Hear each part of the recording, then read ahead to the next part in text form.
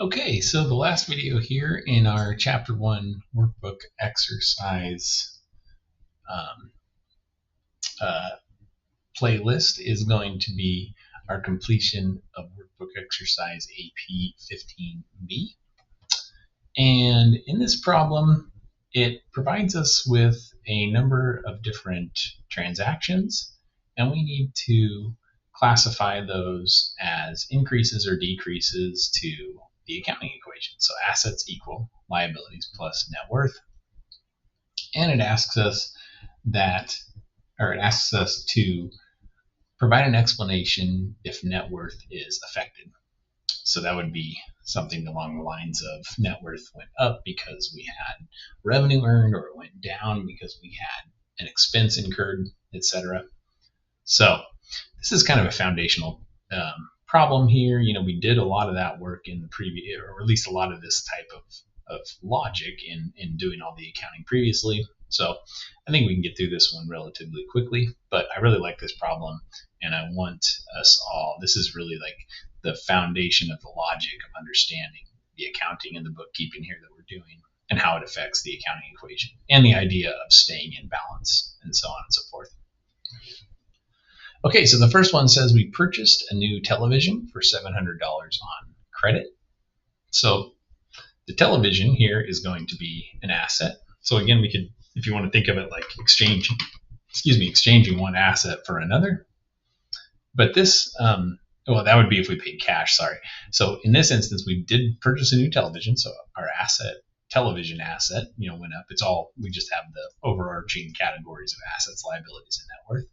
So our assets increased, and our liability, what we owe, also increased because we purchased this on credit. So we will have to pay the cash in the future, but as of now, we purchased it on credit, so we just have an increase in what we owe, essentially. Right? And there's no effect on our net worth because we haven't yet incurred any expenses or revenues. One way to think about this that I've mentioned in a previous video here, and I'm sure that I will have mentioned in class, is that another way, if we rearrange the algebra here, we could think of net worth as being assets minus liabilities. So if we were to take our assets and, theoretically like liquidate those, get all the cash from that, and then pay off all of our debts, what would be left over would be our net worth, essentially. And in this problem, since we bought a new television and we have the liability, if you ignore the concept that selling something later, it would depreciate, or you couldn't sell it for $700, ignore that. But think of it this way: think of, you got this television, it's on credit, you owe $700. But if you turn around and said, say you bought it from Costco has a good return policy, and you go back to Costco and say, hey, you know what, I realized I didn't need the extra TV or whatever, and you return it to them, they would be able to take this back, and you would basically wipe out your debt, right? Your asset would go to zero, and your liability would go to zero, and there'd be no impact on net worth. So it wouldn't be the case where assets minus liabilities at this point would have no impact on net worth. Okay, so we deposited $2,800 in salary. So here we've got cash coming in, so assets will go up. But now net worth is changed, right? Same concept if we think about assets minus liabilities.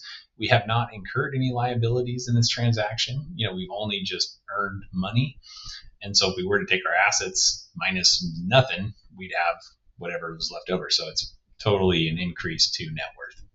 Another way to think of it is net worth, is increased with revenues and decreased by expenses. That's another way to think of it. And it does ask to provide an explanation. And so we can say recorded salary earned as revenue. Okay, number 3 says we purchased furniture for $400 in cash. And so in this one, we've got $400 of furniture now. It's an asset. It's not an expense necessarily. We own that furniture. But we used cash to pay for that. So we've got both an increase to an asset, the furniture asset, and a decrease to an asset, the cash asset. So that's kind of what I was alluding to earlier. And if you want to think of buying something for cash just as exchanging one asset for another, when you end up with something that you own, buying furniture, for example, it has a residual value. It all stays on this left side of the accounting equation, nothing over here, but it all balances out to retain the balancing effect of the accounting equation. Okay, transferred $500 from a checking account to a savings account. And so same exact situation. We've got two different types of cash accounts. So really this one's even more, this one was like one asset account for another one. Here we're just within cash. You could even have separate accounts because maybe you have, a different account for each different savings and checking and so on and so forth. Okay, number 5, we paid $150 for concert tickets with a credit card. So here we're going to say our liability is going to go up. We owe $150 that we have not yet paid, and our net worth is going to go down. And we're going to say recorded expense for purchasing tickets. Okay. And this is, compare this to buying furniture. Furniture has this ongoing value. It's something we own. Once the concert tickets are used up, they're gone. You attended the concert. It has no future value. So that kind of clues you into the fact of it being more of an expense than an asset. Okay, paid $200 for utilities. So this one is going to be similar, it's an expense, but in the previous transaction, we had a liability increase, which will in the future be paid with cash. But in this one, utilities we're paying with cash immediately. So the asset decreases as opposed to a liability increasing. And we can just say paid for utility expense incurred. Okay. So that's an important concept to be able to differentiate between cash outflows for expenses and cash out or whether expenses are for assets, cash outflows for expenses versus assets. So make sure that makes sense to you. Ask questions if you need some help with clarification there, but important. Okay, paid $1,500 towards a mortgage. So paying, whenever it says paid, where cash is going out, so we have a decrease to our asset and we have a decrease to our liability. So we're going to owe less money. It doesn't specifically say it in this problem, but we are assuming, again, like we talked about earlier, that this is a principal payment. Really, this $1,500 completely is reducing outstanding debt, as opposed to some portion of that possibly going to rent expense. If it was the case, it told us paid $1,500, of which $1,000 was principal and $500 was interest, then we would only have $1,000 decrease in liabilities, and we'd have $500 would be an expense that would reduce our net worth. So, but in this instance, it's just tells us towards the mortgage, doesn't tell us anything about any interest portion. So we have a full decrease of our liabilities. We owe less than we did before because we paid that portion back, right? When we're paying off debt, we're really just giving them, the lender, back the money that they originally loaned us. And then finally, very similar, paid $1,100 towards unpaid bills. So this is just like paying off our credit card.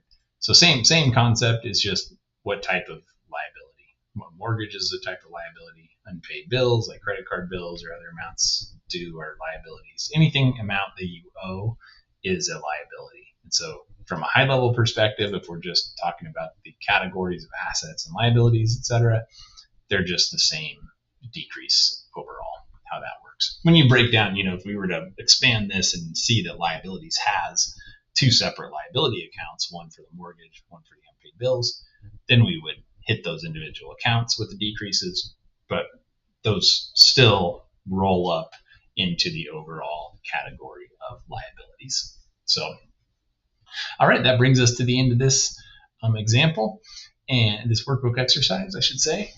Hopefully this was helpful, and let me know if you have any additional questions, especially Excel questions, if you need me to clarify anything, if you have any questions about the concepts, obviously bring those up. If you can bring them up in class, that's great, so we can all talk as a group about questions that you might have, because if you have a question, it's extremely likely that another student has the same question, but maybe they just didn't ask it yet. So thanks, everyone. I will see you all soon in class, and I hope you all have a nice day. Alrighty, bye.